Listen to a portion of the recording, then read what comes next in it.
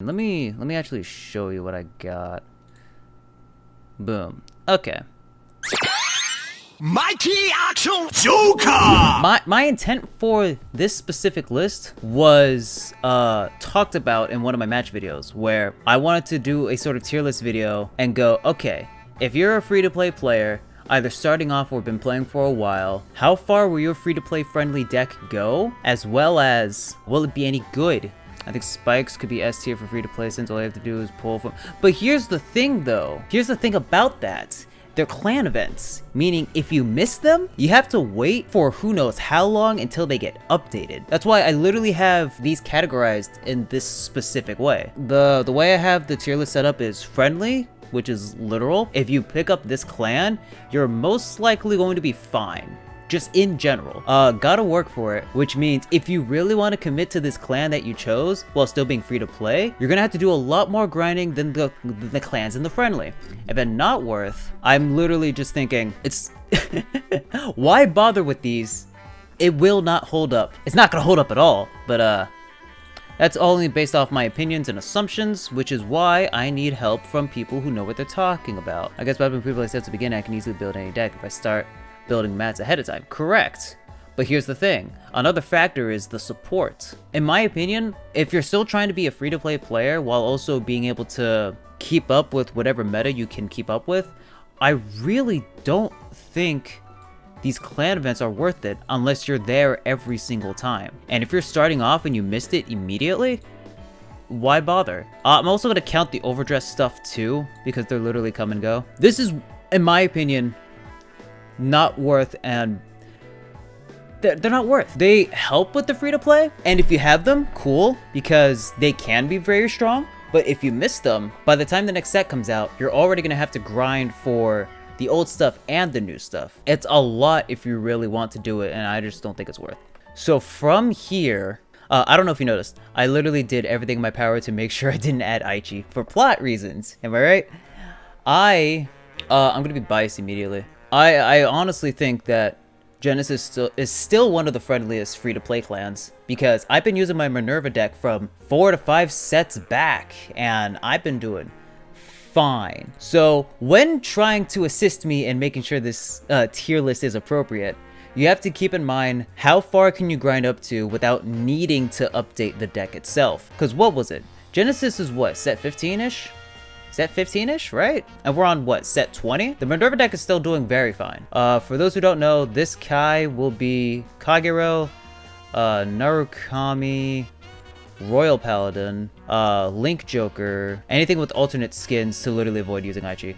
Gold Paladin, that should be it. Alright, the rest are kind of self-explanatory. So, I start off with Kagero with a full free-to-play account. Okay. I heard a lot about how good the free-to-play aspect of Kagero is, specifically because, Subhex, this is specifically because people are still using Conro from set 1, Gojo from set 1, a mix of cards from different sets, but from very early sets. Novel is still being used, even with the Legion stuff being out. So Kagero universally is pretty free-to-play friendly. Yeah, they're consistent. They are completely consistent from what I see. I don't play them, but every time I come across a Kagero, they're more or less using the exact same builds.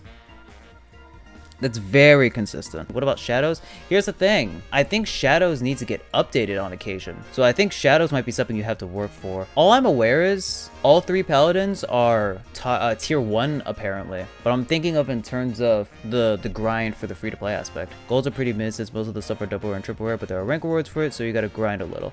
Okay, I'm content with that. So what I'm hearing is golds are something you gotta work for to be consistent. Because yeah, if you get to Monarch, you'll be fine. But if you've seen my failed videos, even though the deck is still good, they're still lacking in some department.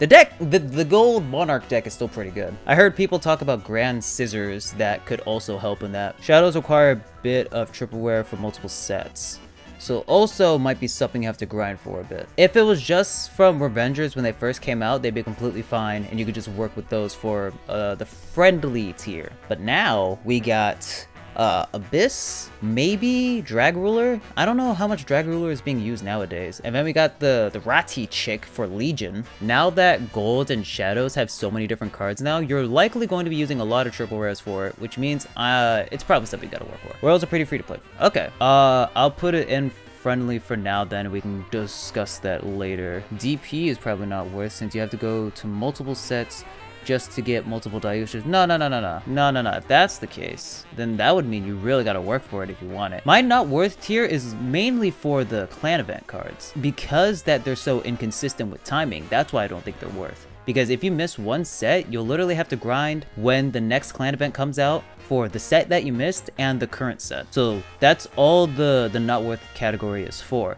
Gotta work for it would be having to constantly be up to date when new cards come out. All you really need is the first Legion set. If you don't have enough Thing Savers, you could have gotten the rest of them from rank. That is fair. The fact that some of these cards were from rank meant that you don't have to go through a full grind. And eventually those cards will come out in the champion set or whatever it's called. You'll be able to actually redeem the rank reward cards you missed just by doing tournament stuff, which is cool of them. They totally did not have to do that. Great Nature is pretty friendly. When was the last time Great Nature got an update besides set 18? Actually, no. That raises a good point.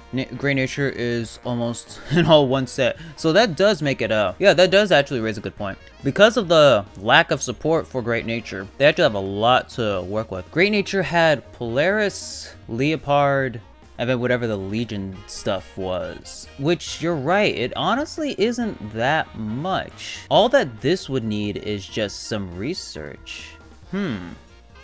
Okay. Narukami and Bermuda duos. What's up with duos? What is up with duos? Yitos. Royal Paladins, a free-to-play clan. For example, Sanctuary Light archetype is almost all double rares and below except Gantelon and Blastblade. Sorry, no, it's fine. It's fine. We already put it in friendly, so it's up here. We can make full-on adjustments of the literal positioning later. I want them in placements before we can actually go, okay, Ren has a better free-to-play aspect than Takuto's. Whatever. Out of the three, duos is hardest to make. So would you say that it's something you truly gotta work for? Narukami and Legion is friendly since it's only 2 sets, but if break ride, then you need to work. That is also a factor. And it also depends on which break ride. My mentality on this would be how much you would have to work for it. So it seems like Narukami is either top of work. No, actually, hold up. I gotta figure out the positions. So if closest to right here means they're the most free to play friendly, and then the bottom is least free to play friendly but still pretty friendly, that means that this you got to work for the least. The closest to here would mean you have to work for it the least. Furthest end would mean you'd have to work for it the most. That's what we're gonna do about that. Just exchange Sentinel medals? Yeah, that works. Duelists have no free cards aside from the ones at the super deck and requires about 17 triple rares. Okay. That's a hard commitment. So Emmy, right? That's her name, Emmy? Emmy is going to be the prime example for gotta work for it. Gotcha. This is why I did not want to do this by myself, because I really wouldn't know where to go. The most I would have any opinion on is Genesis, Golds, Aqua, and Link. Let's actually put this up ahead. So let's assume that we're done talking about these other clans and get to Link Joker, Aqua Force, Pale Moon.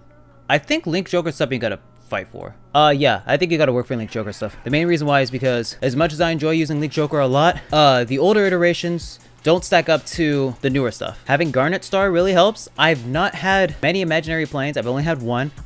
First of all, if you've seen any of my regular matches, you'll know that I got destroyed a bunch and I was around Legend 3 around 4 days ago. I'm currently at Legend 10, and if I get another match video up soon, you'll see why. But Link Joker was not helping that much. It's pretty hard for me to grind for Aqua. I would agree to that. Ooh. Droopy mic. It's not locked in. Why is it not locked in? How weird. Depends if you want to use it. I think Link Joker is something you gotta grind for. I don't know how much you want to grind for it. I think it depends. Let's see here. You don't need Schwartz. The main thing you need is Maybe Infinite Zero if you care a lot. Actually, no, hold up. You'll need some triple rares from the previous set, but you'll do pretty fine if you have Garnet and maybe Imaginary Plane. So I still think it's something you gotta work for, but not too much. If you want Infinite Zero, you'd have to go from the first set it came out. You might need that grade 1 to counterblast to keep the unit locked. I think you'll need to grind some for Link Joker. Not too much. That moon's pretty friendly because there's not too many sets and you don't need too many triple rares in my experience. Okay. That moon's on the bottom of friendly due to Silverthorn archetype. Opinions? That might be true. I honestly have not seen any variants of Pale Moon, which means that you'll probably be fine if you're just running... What was the chick's name? Lukier with that new chick. I don't know much about the new card variants, like the Pale Moon chick. Having less cards in your set might actually be a lot more useful for the whole free-to-play thing, because if you just focus on Venus, okay, that might be the name. If you're just focusing on the builds when they come out, as well as not really receiving a whole lot of updates, you can pretty much focus on stuff easy. The only triple rares you really gotta work hard for is Zelma and Venus. If those are just triple rares, that'll do some grinding, but if the rest you need are just double rares and regular rares, it won't be too bad. The way that Vanguard Zero gives you stuff for packs as well as medals to get cards that you're missing, I still have about 50 of the Aichi medals to get triple rares and maybe no, double rares and maybe one more triple rare. So the game's assistfulness towards free to play as well as these specific clans right here are probably fine. Honestly, all you need is reverse. That's what people mostly use. Okay, so this is sounding pretty free-to-play friendly. Silverthorn archetype is maybe more useful than the Legion Pale Moon. Interesting. That's cool. That means this is totally a list that can make sense. This is totally a list that can make sense. Aqua Force might require some grinding since you have to get triple rares from even the first set they were in. Yeah. The way I play Aqua Force, my build, it does not need Diamantes, which I believe is the grade 3 position swapper. I do need Glory Maelstrom. I do need Transcore. Yeah, this is something you gotta work for. Let's put it in mid. Let's put it in mid grind. I appreciate your guys' input because this makes this video probably a little more credible. Oh yeah, this will be a video in post. I just gotta use it. You know what I mean? Novas are pretty friendly. Most of the stuff like Blouse or Razors are in one set, maybe additional stuff. Novas, it depends, like Razor, Beast Deity, Blouse, stuff like that. I'd say you gotta work for it. I think this might be one of those cases where it would depend on the build because Novas has a lot of stuff. Is there a Blau Legion and a Beast Deity Legion? No. Okay, what named legions are for Nova? Because depending on the answer, it's either gonna be a friendly or a work for it. Only razors got it. So if we were to assume people are only using razors, that's still a bit of a grind because you'd have to go through the entire set. I think Beast Deity has a legion. Cool, no one knows. Let's confirm that. Nova Grappler, let's go all the way down, and then I will type Legion, see what comes up. I'm currently on the VG0 Metabase website. Ultimate Riser, that seems to be the only named Legion. No, Phoenix Riser as well. So it's only the Risers that got Legions. How often do people use the Blouse and the Beast Deities? Let's see here. There's a Blau thing for set 14. I think this might actually depend. If you want to be as up to date with razors as possible, then you probably would want to go for the grind. But if you're just sticking with Blaus, it goes up to set 14. It's either the top of work or the bottom of friendly. You're always good no matter what archetype you choose. If you only focus on one archetype, then you'll be good. Okay, if that's the case, right now I don't see much BD, but Blau is probably... Okay, the fact that it has a lot of variety and it's spaced out between its sets, that could give it a big advantage in free-to-play. All right, I'm not gonna fight that. Y'all would know more than I would. Probably top of work. Ooh, let's flip a coin on that then, because now we got split. Decisions. I have a coin flipping app. Heads, it's going to be top of work. Tails is going to be bottom friendly. Top of work it is. Boom. You cannot debate that. I mean, you can, obviously. I'd say it's a lot of work, at least for me. Well, I think if you're starting from the very beginning of Nova with no... I think a lot of the free-to-play aspect in this game is knowledge. So you'll really have to do a lot of research before just jumping into a clan. Maybe. I think that's just circumstantial. Because this is probably research. These two don't have a lot going on, so you can kind of just do that thing. Obviously, you'll do some research, but since it's kind of the way it is, it's fine. All depends on you. Okay. We have Angels, Darks, and OTT. So what's up? Darks are pretty friendly because with the new Legion plus free mate, you can even get free Amon without going back to the first set. I still saw people use Ragey in all honesty. So we'll put this here. The fact that I was seeing people still use Ragey confidently and winning. They're still winning. Angels have a moderate amount of triple rares to grind for. That sounds like a lot of work. That sounds like something you gotta work for. It sounds like something you gotta work for. Alright, whole question. Are people still using Tsukuyomi? Are people still using Tsukuyomi? I say DI is friendly, Amon is easy, and VP farms yes. Are you serious? Well, that's global. I'm not gonna count that. I'm talking in general. Tsukuyomi's a tourney deck. Still? Still? People are still... Okay. If people are still using Tsukuyomi to this day, then it's 100% free-to-play friendly. Dude.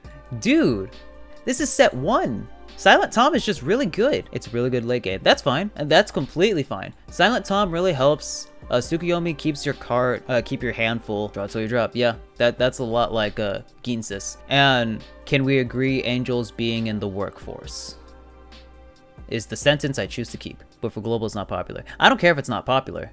I care if it's free to play friendly. Okay, this is the gotta work for the most, so let's say it's around here. So gotta work for the most, gotta work for the least friendly, but still friendly, most friendly.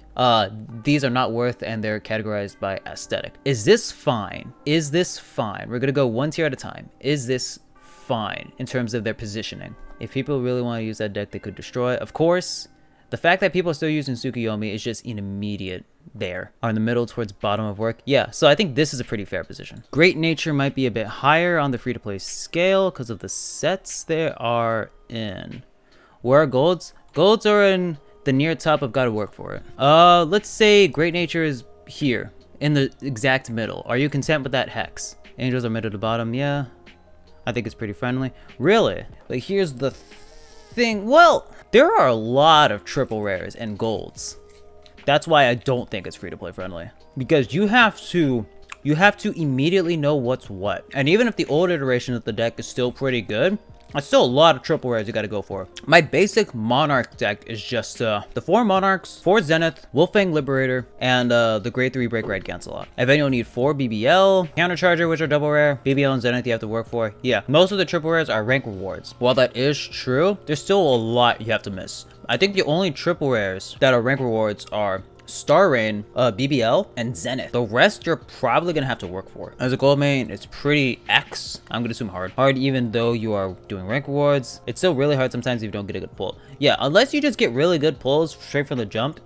Golds, as much as I love them, as much as I love golds, it's a lot of work. It is a lot of work. Percival and Aglo too. Yeah, and they just came out. And guess what? Next set is more golds. Golds are constant. You have to constantly work for that. Expensive. That's fair. It's fine. No, it's fine. Just blame me. I'm stupid. So this is fine. The top of friendly is fine, correct? I just need everyone to say yes. We can make it quick, and then we move to gotta work for it, where we can further discuss. Gold, I'd say, is the most you have to grind for. Really? So we'll move this to right past Bermuda. Gold is mid. Ooh. Controversy in the chat. Let's compromise and make it mid to near last, like the Angels. So let's say around here. You know, this whole time I forgot to actually turn on these little lights. Whatever. So top is fine. Mid's fine too. Any other adjustments you want to make for this? Because if not, I think this is our free-to-play friendly list. And if you have an issue with it, I'm pretty sure I can just post to you guys the link. I'm pretty sure I can just post the link and y'all can further improve upon it. Ye indeed. Ye indeed. I'd say it's fine as far as that. Cool. All right. We have our most friendliest decks, the clans that you really got to work for, and the clans that aren't really worth it. Okay, cool. I appreciate everyone's heads up. I wanted this to be a quick stream. I gotta go back to doing other things, but I do appreciate everyone's support and chilling for the stream. So as I say in my videos, be seeing ya.